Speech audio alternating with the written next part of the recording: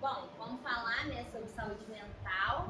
É sempre uma responsabilidade, né? Sempre falo isso. Qualquer palestra aqui, eu sempre fico pedindo, né, orientação, assim, que a gente seja incluído, porque é uma responsabilidade. A gente está aqui na frente, né, falando sobre vários assuntos. Antes, vou só me apresentar rapidinho, né? Minha mãe Fátima, todo mundo conhece, mas o que eu queria dizer é que eu estou fazendo esse tema porque eu vou me formar em psicologia esse ano. Então é um tema assim da minha área, né? E aí vamos lá estudar o que é a saúde mental. A primeira coisa que eu acho importante, né, isso que o seu Zé e a Ariete falou, né, que ela viu lá na clínica a plaquinha saúde mental.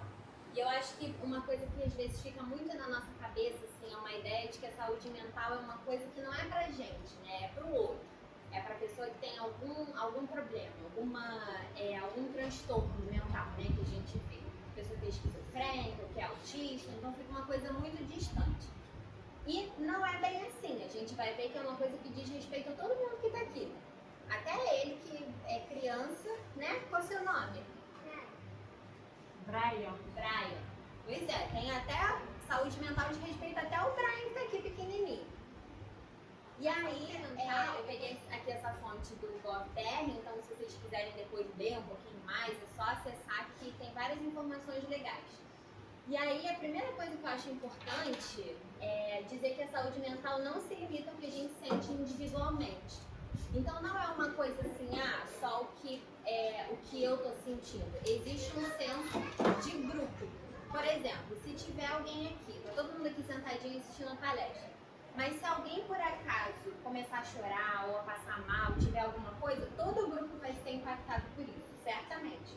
Você pode até não começar a chorar também ou começar a passar mal também, mas todas as atenções vão se voltar, todo mundo vai ser impactado de alguma forma. E a saúde mental é a mesma coisa, não é uma coisa só individual. Outra coisa, ela também não é uma coisa só, não é só... Saúde mental é um termo amplo pra gente, que contempla vários outros fatores, né? Então não é uma coisa só, é uma rede de fatores.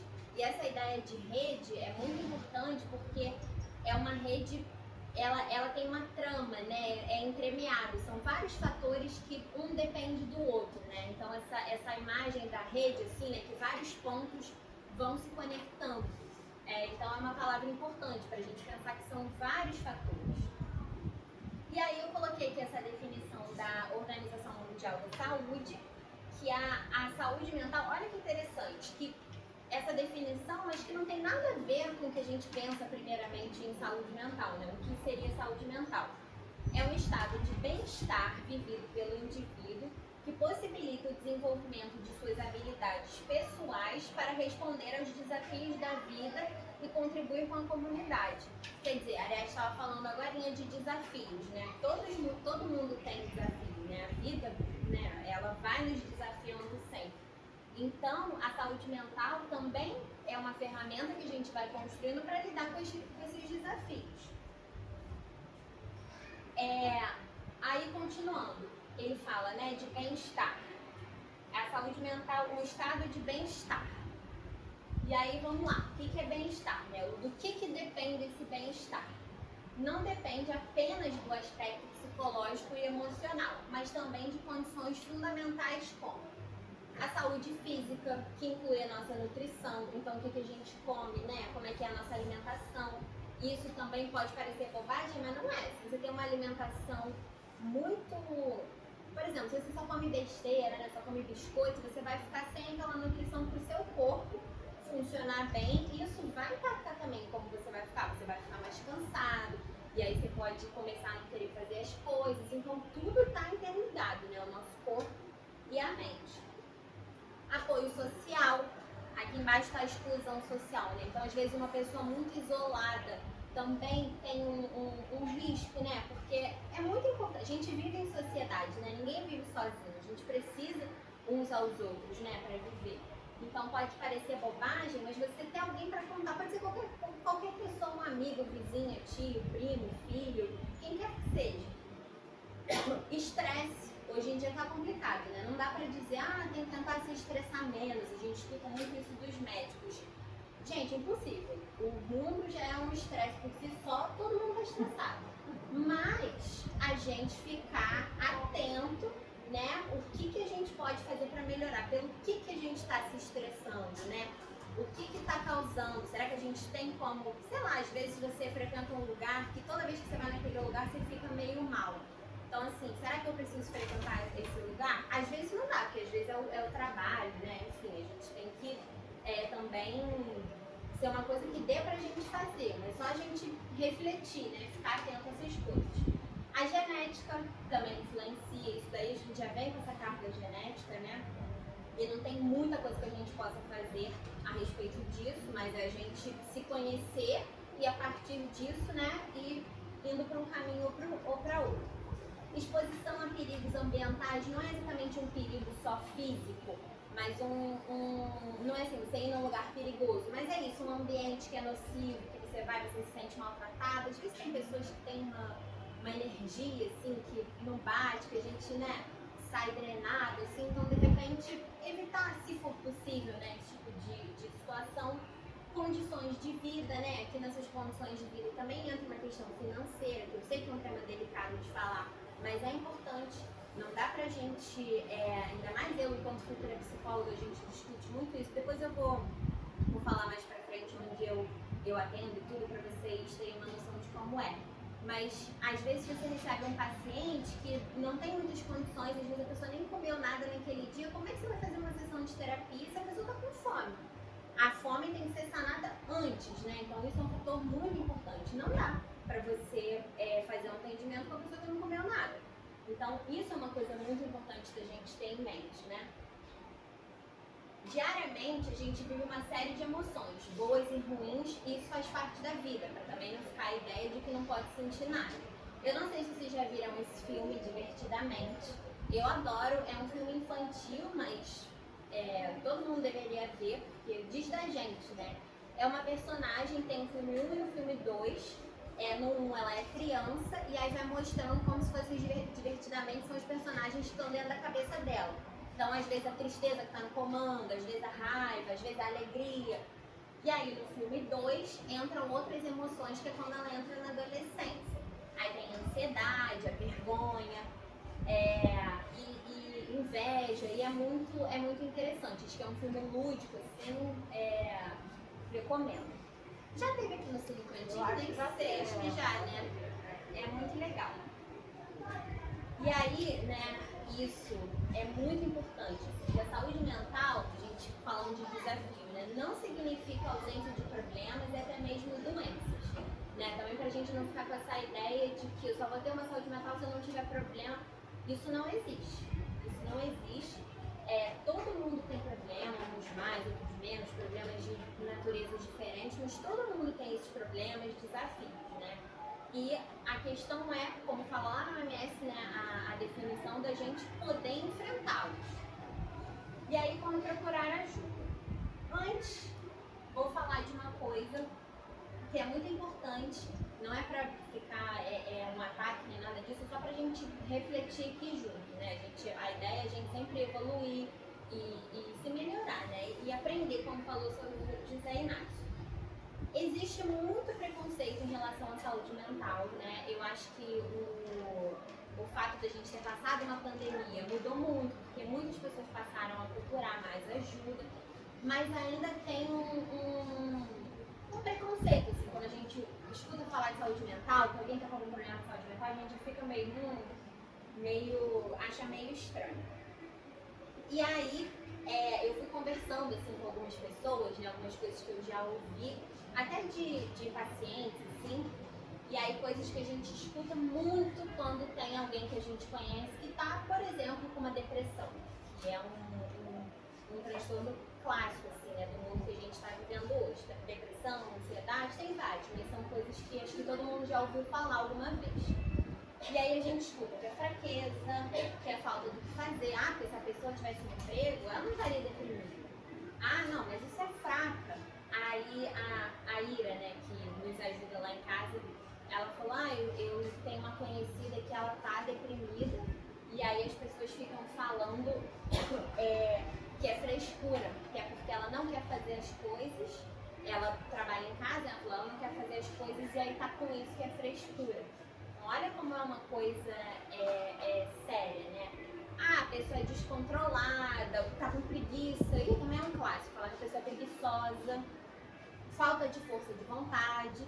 E esse também que terapia é coisa de maluco, porque eu não preciso, porque eu não sou maluca, então eu não preciso. Tô colocando aqui porque são coisas que a gente escuta, são duras assim, mas infelizmente a gente escuta e também não é pra condenar ninguém, né? Todo mundo pode ter pensado assim, pode pensar ainda hoje, também não tô aqui pra convencer ninguém de nada, é só pra gente poder refletir aqui junto e aí cada um vai chegando nas suas próprias conclusões. Aí um exemplo, né? Nossa, mas aquela pessoa é tão bonita, tem tudo que precisa, como é que ela pode estar com depressão? Que é um pouco isso tudo que a gente estava falando antes, né? Pô, falta do que fazer com depressão, como assim? Mas aí, se a gente mudar só essa palavrinha, olha como é que fica estranho. Nossa, mas aquela pessoa é tão bonita, tem tudo que precisa, como é que pode estar com diabetes? Ou, como é que pode estar com pressão alta? Ou, como é que pode estar com câncer? Ninguém escuta falar isso, né, para uma pessoa que está com alguma dessas coisas, por exemplo. Ah lá, ninguém fala pro diabético, hipertenso ou pessoa com câncer que ela tem frescura. E aí, por que quando a gente fala da saúde mental, a gente fala isso, né? Eu sei que é uma coisa assim dura, mas é, de novo, pra gente poder refletir, né? Porque muitas vezes a pessoa diabética, ou ela toma insulina, ou ela toma a metformina, né? O Grifage, e a gente não vê falando, pô, regula seu açúcar no sangue aí, cara. Pô, vai, isso é falta do que fazer, isso é preguiça, isso é frescura. Não, pô, tenta regular sua pressão, não precisa do remédio não, essa vastatina não. Regula sua pressão. A gente não vê fazendo isso. E quando se trata da saúde mental, a gente vê esse tipo de coisa. Aí, botando uma foto, essa é minha irmã, é a Thaís Lara, que fez aniversário agora dia 24, que a Ned falou. Aí eu tava falando de como quando procurar ajuda, fiz uma pausa, agora vamos voltar para a questão de procurar ajuda, né? E aí eu coloquei isso que a gente sabe, né? Quando tem uma dor de ouvido, vamos no otorrino. Se tá colhendo no joelho, vamos no ortopedista. Uma criança, o Brian, vai no pediatra. Olhando no coração, a gente vai no cardiologista. Então tudo fica ali mais ou menos esquematizado. Mas se a dor for, e eu coloquei essa palavra dor de propósito, porque é mesmo uma dor, né? A gente fala dor de joelho, dor de ouvido, dor de garganta, dor no peito, mas a gente tem dor, né? Dor no peito que às vezes não é dor do coração físico, é uma dor emocional e que dá problema. Existe uma doença, que é a síndrome do coração partido, que a pessoa fica com o funcionamento do coração alterado, mas ela não tem causa orgânica, quer dizer, não é uma causa física, não é um problema do coração, mas é um problema psíquico. E a pessoa sofre tanto, se desequilibra tanto, que o funcionamento do coração é alterado. Então é uma dor. E aí, os dois grandes profissionais que a gente pode pedir ajuda são o psicólogo e o psiquiatra. Eu adoro essa imagem aqui, porque para quem não tem uma ideia, assim, normalmente quando a gente vai fazer uma terapia, né, a gente vai ali, conversa, fica tudo na nossa cabeça meio confuso, esse desenho aqui, essa linha toda embolada. E aí a pessoa nos ajuda a ficar, não é que aquela linha vai sumir, porque aquilo ali é quem nós somos, os nossos desafios, né? Mas a gente pode ter ajuda para lidar melhor com aquilo, né? Para esse fio não ficar tão embolado. E o psiquiatra, e é importante, o psicólogo não é médico, a formação é de psicólogo. O psiquiatra é um médico, mas que depois de formado ele faz uma residência, dura uns 3 anos, não tenho certeza. E ele é um médico que ele vai se especializar no nosso cérebro, né? Por isso tem essa imagem ali. Às vezes, quando a gente vai no médico, eles colocam o estetoscópio, escutam o nosso coração, é como se o psiquiatra fosse escutar o nosso cérebro. E aí, os dois são muito importantes, não é uma coisa assim, o que é melhor, qual que eu devo ir? Não, os dois são muito importantes e muitas vezes a gente trabalha em conjunto, né? É importante o psicólogo e o psiquiatra, a gente se comunica, isso é o melhor dos mundos, assim, né? Tudo em benefício do paciente. E aí vamos lá, o que cada um pode fazer pela gente, né? O psicólogo, dificuldades de relacionamento, então às vezes você tem um problema com seu marido, com sua esposa, com sua família, com seu filho, com quem quer que seja, né? O psicólogo pode te ajudar com isso. Estresse, ansiedade, fobias, né, que são medos, assim. Eu tenho medo de dirigir, eu tenho medo de passar em túnel, eu tenho medo de elevador. Traumas, né, que às vezes é uma coisa que a pessoa carrega, assim, é uma coisa que aconteceu muito forte na vida dela. Mudanças no comportamento e no pensamento. Eu vou voltar nesses tópicos, por enquanto eu vou dar uma lida aqui, também estou de olho no tempo. Desenvolver habilidades para lidar com problemas emocionais e comportamentais ajuda nos processos de luto. O psiquiatra ele tem um olhar mais médico, ele vai entender as alterações químicas e funcionais do nosso cérebro e que pode resultar num transtorno mental. E, se for necessário, pode prescrever medicamento. E aí, assim, o que eu acho que é importante, assim, tem até uma imagem ali, né, como se fosse o psiquiatra e o psicólogo trabalhando juntos. É muito importante porque, às vezes, assim, não adianta você só tomar um remédio, mas não fazer nada com aquilo. De novo, vamos pegar o exemplo da diabetes. Você vai tomar metformina. Só que se você continuar comendo muito doce, por exemplo, o remédio chega uma hora que não vai ter mais efeito e não vai adiantar. Então é importante que você também olhe para você, reconheça, peça ajuda, né, para lidar com suas questões emocionais, o seu comportamento. Só que isso tudo é muito difícil, né, da gente fazer. Então, por isso que o psicólogo é importante. Mas, ao mesmo tempo, a gente vai ver também que existe em muitos transtornos mentais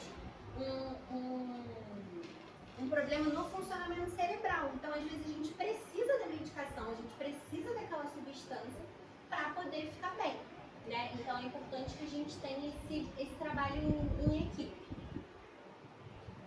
E aí, eu coloquei aqui porque às vezes a gente tem, eu não sei a ideia que vocês têm do que é um psicólogo.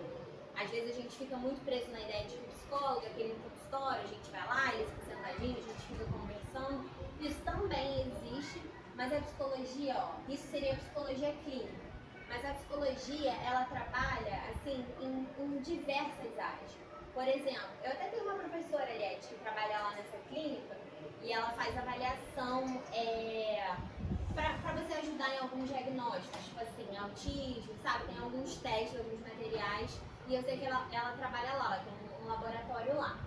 Então, assim, isso é um tipo. Psicologia hospitalar, tem psicólogos trabalhando em hospitais, pacientes, né, que às vezes estão em CTI, ou então que estão muito graves, né, e aí você vai lá, ajuda aquele paciente, também fala com a família toda, né, e diversas áreas, maternidade, muitas coisas dentro do hospital.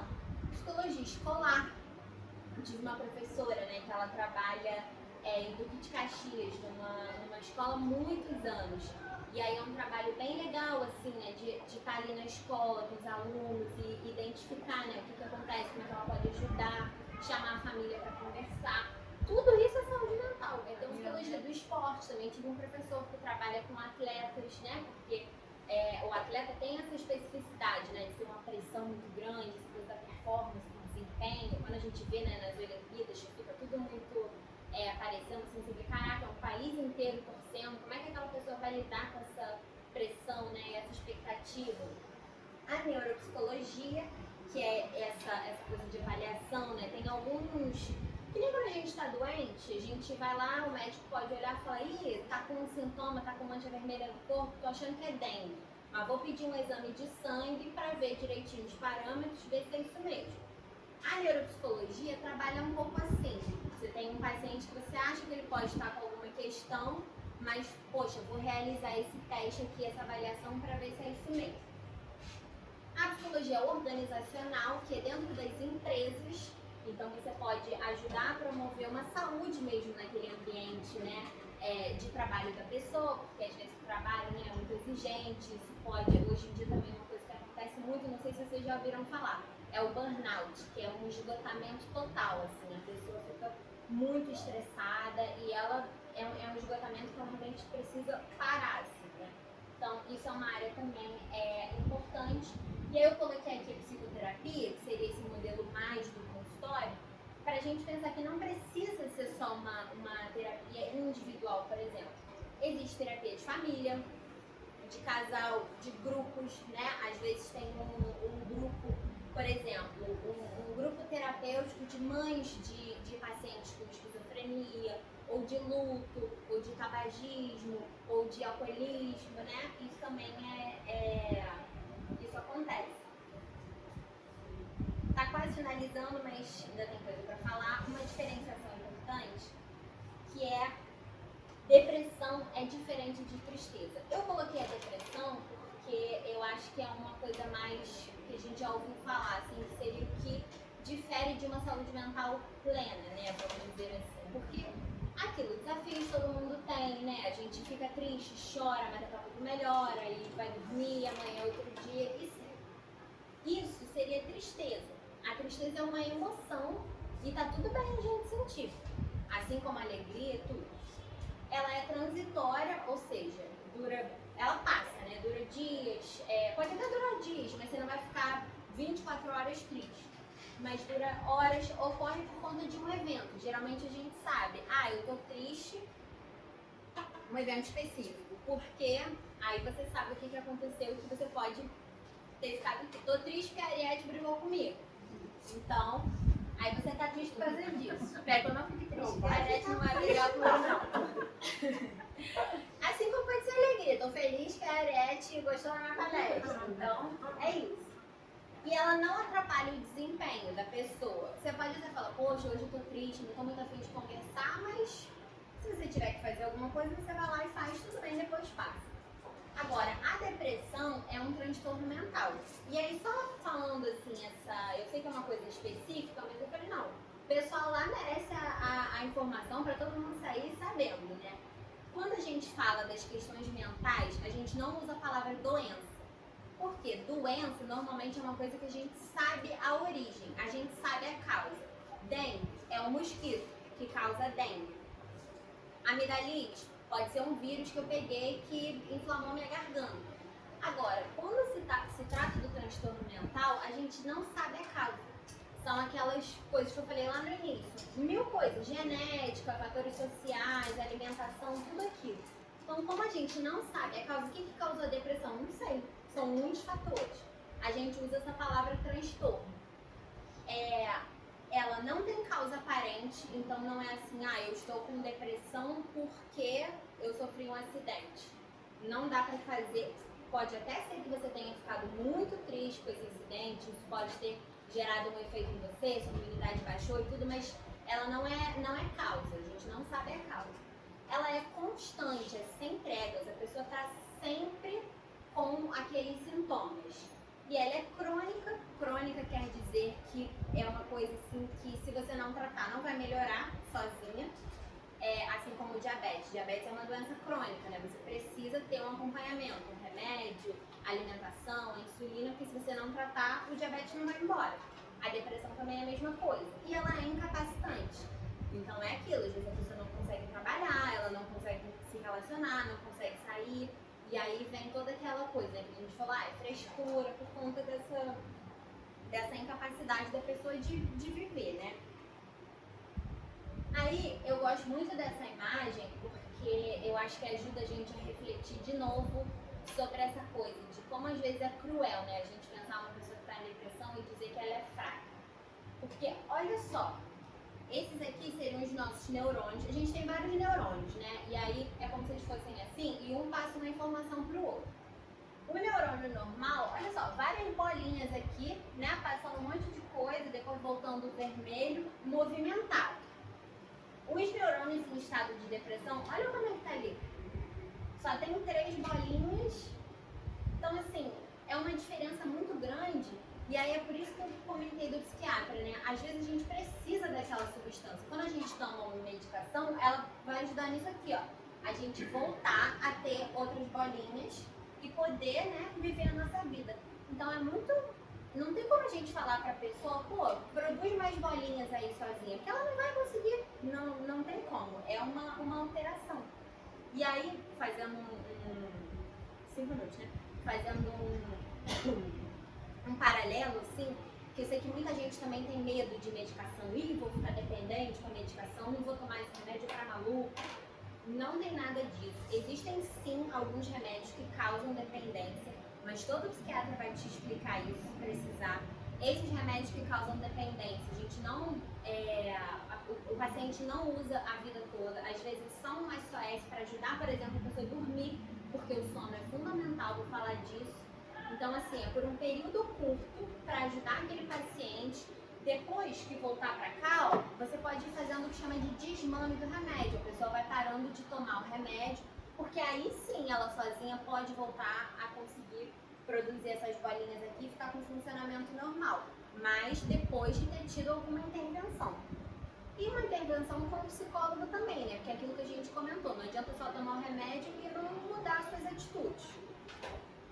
Mesma coisa, pensando aqui no cantinho, não adianta assistir um monte de palestra, vir aqui, aí quando sai da porta você não faz nada pra ninguém, trata mal as pessoas, não adianta. Isso aqui eu coloquei, que é isso? Não, vou ler, não é pra diagnosticar, mas é pra informar. Vou ter alguns exemplos de sintomas da depressão. Cada ser humano é único, cada pessoa é diferente, precisa ser feita uma avaliação profissional. Mas, da outra vez que o seu Zé Inácio perguntou alguns exemplos de sintomas, eu quis colocar aqui, porque de repente a gente conhece alguém, ou a gente mesmo está se sentindo meio assim, então acho que pode ajudar, né? Se você conhece alguém e fala, pô, fulano, você tá tudo bem, né? Vamos conversar. Ganho ou perda de peso não intencionais, não é uma coisa assim, nossa, só a pessoa emagreceu muito. Pode ser o contrário também, ela pode engordar. Culpa excessiva, eu sou o problema do mundo, eu sou um peso para minha família, isso acontece muito. Fadiga, que é um cansaço extremo, mas é aquela coisa arrastada. Dormir em excesso, a pessoa dorme muitas e muitas horas, ou insônia, não consegue dormir. Desinteresse pela vida, não tem mais prazer, mais interesse em fazer nada. Antes sempre saía todo sábado, tomava um cafezinho com a vizinha, agora não quer mais. E irritabilidade também acontece muito, sobretudo como a gente identifica geralmente adolescentes, por exemplo, né? Crianças. Coisas gratuitas, vou falar rápido. Coisas gratuitas que podem ajudar a sua saúde mental. Não sei nem se está dando para ler, mas eu vou falar aqui. Contato com a natureza. Coisa grátis, gente, não precisa comprar nada. Você olhar para o céu, às vezes aquilo pode te dar uma revigorada. Dormir, o que eu falei, uma boa noite de sono é fundamental para tudo. Não é só para a nossa saúde mental, para o nosso corpo, para tudo. Fazer uma atividade que você goste, a gente tem que ter, eu botei ali, rotina, a gente valorizar as coisas do cotidiano. Todo mundo tem a vida corrida, 1000 coisas para fazer, para dar conta. Mas assim, valorizar as coisas que você gosta. Por exemplo, estava ali antes, fui tomar um cafezinho com a Paty, com a Maria, com a Mariane. Foi tão bom, um momento assim que, sabe, de graça, a gente ali conversando isso revigora a gente, né? E aí pode ser você escutar uma música, você ler, você ligar para um amigo, cozinhar, caminhar, costurar, desenhar, brincar, vir no cantinho, encontrar com a sua vizinha. E aí, pra gente finalizar mesmo, onde procurar ajuda, né? Eu imprimi aqui para distribuir. Tem alguns, mas aí vocês podem tirar foto. E depois, se alguém quiser ficar com os papéis, eu coloquei os locais mais próximos daqui. Tem esse. Aí depois vai circulando, a gente tira foto. A própria clínica da família pode fazer um encaminhamento. Os CAPS, né? A gente também não fica com essa ideia de CAPS é coisa para quem é doido. Não, gente, é para todos nós, é para nossa saúde mental, né? Tem o CAPSI, que é infantil, tem o CAPS-AD, que é para álcool e outras drogas. Alguns têm funcionamento 24 horas. O CVV, que é o Centro de Valorização da Vida, você pode ligar para desabafar, para conversar. Às vezes a pessoa só quer poder falar com alguém e não tem com quem falar, né? Às vezes a gente vai falar com alguém, a pessoa julga e aí você fica se sentindo pior. Então isso é importante. E aí, falar super rapidinho do serviço de psicoterapia da PUC Rio, que é onde eu estudo. É na Gávea, eu sei que é longe daqui, mas eu resolvi colocar porque eles também têm a modalidade online, se você conhece alguém que mora mais próximo, que trabalha por lá. Então é um serviço muito reconhecido, assim, sabe? A gente faz um trabalho muito sério. Lá tem terapia para casal, para família, para adulto, para idoso, para criança, para adolescente, que é a equipe que eu atendo. Então, assim, é muito legal, assim, é um serviço de referência. Tem também a divisão de psicologia aplicada da UFRJ. Eu coloquei o telefone ali da PUC, da UFRJ, no momento, só pessoalmente ou por e-mail. E aí eu coloquei assim, não tenha vergonha de pedir ajuda. Saúde mental é coisa séria. Pedir ajuda é um sinal de força e não de fraqueza. E aí eu acho essa imagem muito legal, porque às vezes a gente vai deixando passar, vai deixando, e a gente fica com vergonha de pedir ajuda, né? Mas muito pelo contrário, é um sinal de força. Então tem essa imagem que ele peça ajuda ali, não espera você chegar lá no esgotamento. Se você está sentindo que alguma coisa está estranha, peça ajuda, né? Todos nós, a gente precisa uns dos outros, né? Então não é vergonha, não é fraqueza, né? A sua vida importa e importa muito, né? Então, era isso que eu queria falar hoje. Obrigada pela atenção. Obrigado.